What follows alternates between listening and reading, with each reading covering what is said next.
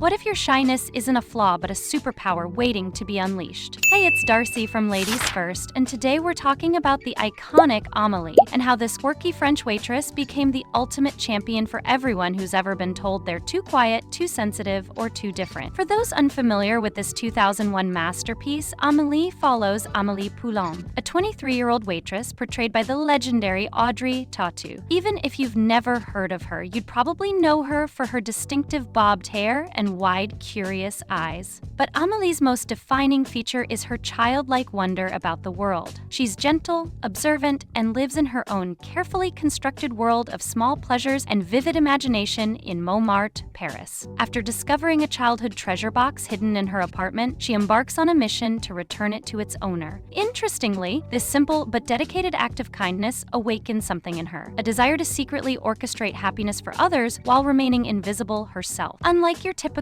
movie protagonist, she doesn't give rousing speeches or command attention when she enters a room. Instead, she observes, she notices the tiny details others miss, and she finds magic in the mundane. And a lot of this magic is owed to director Jean-Pierre Jeunet, who masterfully creates a visual feast that mirrors exactly how many introverts experience the world: rich, detailed, and deeply personal. To understand Amélie's introvert energy, we need to look at her origin story. The film reveals that her father, a retired doctor who's misdiagnosed her heart condition, rarely showed her physical affection. Her mother, an anxious teacher, died in a freak accident when Amélie was young. This isolated childhood that lacked parental warmth, siblings, pets, or friends shaped Amélie's introversion in profound ways. She learned early that the world could be cold, unpredictable, and dangerous, that people she loved could disappear without warning. So she created an inner world where she had control, a world of imagination, small rituals, and careful observation. Her introversion is actually a survival mechanism. But where most movies would turn this into a character study of a closed-off wallflower, Amélie is portrayed as a proactive heroine who thrives in solitude, finding joy in skipping stones, cracking crème brûlée with a spoon, and cataloging life's small wonders. Contrary to what most people believe, introversion doesn't necessarily mean someone is antisocial or broken.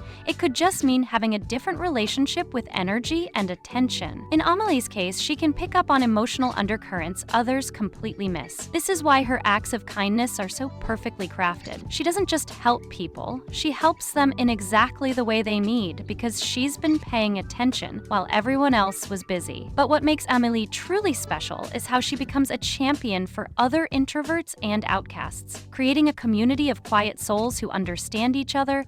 Look at the people she helps. There's Raymond, known as the Glass Man, a reclusive painter with brittle bone disease who hasn't left his apartment in 20 years. He's literally fragile, but Amélie sees his wisdom and creates a friendship that transforms both their lives. Then there's Lucien, a young grocery clerk with developmental disabilities who's constantly bullied by his cruel boss Collignon. Amélie doesn't just stand up for him, she orchestrates a brilliant revenge plot that protects her friend while teaching his tormentor a lesson. There's also her concierge Madeleine, a lonely widow whose husband had left her for another woman. Amélie fabricated an old love letter for Madeleine so she can get out of a long depression or take the negative energy at the cafe. With a few choice whispers, a woman loses a stalker, a writer gets some appreciation, and an unlikely couple falls in love. Now, her interventions may have varying degrees of success, but all of these examples do show Amélie's true genius. She understands that outcasts and introverts don't need grand gestures or public recognition. They need to be seen, valued, and given gentle pushes toward connection. She creates magic for people who, like her, live on the margins but possess extraordinary depth and sensitivity. Most importantly, she never tries to change these people or make them more normal. Instead, she celebrates their uniqueness and helps them find joy within their authentic selves. Here's where Amélie gets heartbreakingly real about fear's grip on connection. While she can create perfect moments for strangers, she completely falls apart when it comes to her own love story with Nino, a quirky dreamer who works at an adult shop and collects discarded photo booth pictures. Watch how she approaches him. Elaborate scavenger hunts, cryptic messages, anything except walking up and saying hello. It's not that she doesn't crave connection, it's that the thought of being directly seen and possibly getting hurt again feels unbearable. She'd rather love him from afar, Nino, than risk 5 minutes of conversation. But when Nino finally tracks her down and stands outside her apartment door, door, Amelie freezes. She hides inside, paralyzed by the same fear that's kept her on the sidelines her whole life. Then the glass man calls with the truth she needs to hear. It's, Ma petite Amélie, vous n'avez pas des os en verre. Vous pouvez vous cogner à la vie. Si vous laissez passer cette chance, alors avec le temps, c'est votre cœur qui va devenir aussi sec et cassant que mon squelette. Alors, allez-y, nom d'un chien.